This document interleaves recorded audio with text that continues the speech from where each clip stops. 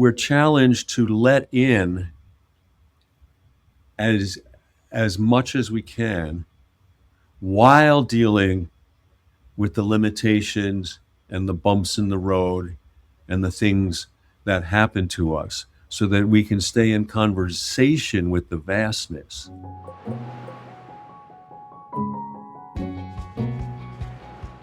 So here you are and you're bedridden with back pain. How did you learn more about entering time in that condition?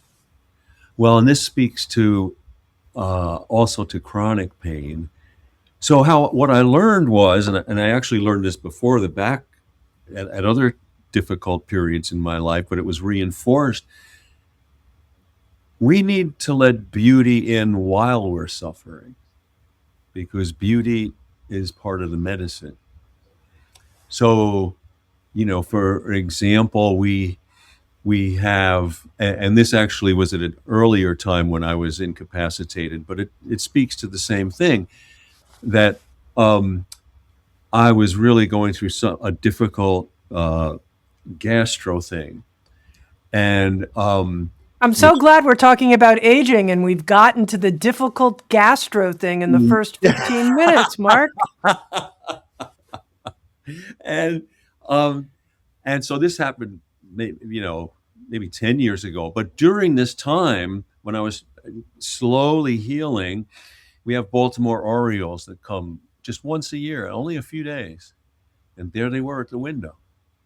And just as they were there at the window, I got this terrible pain in my gut. And there you have it. We always have this choice, whether it's acute or minor, is I didn't want to miss the Orioles, but I couldn't ignore the pain in my gut.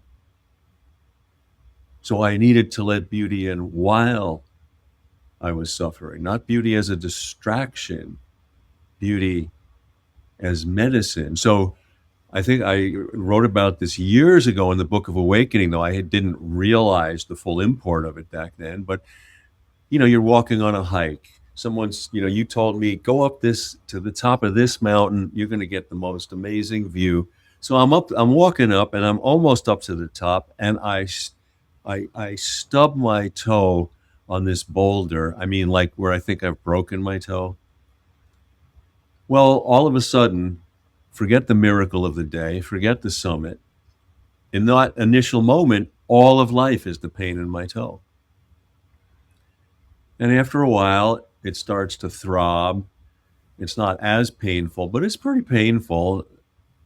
And you know what? I'm still like 15 yards from the summit. And the miracles return, and the view is there.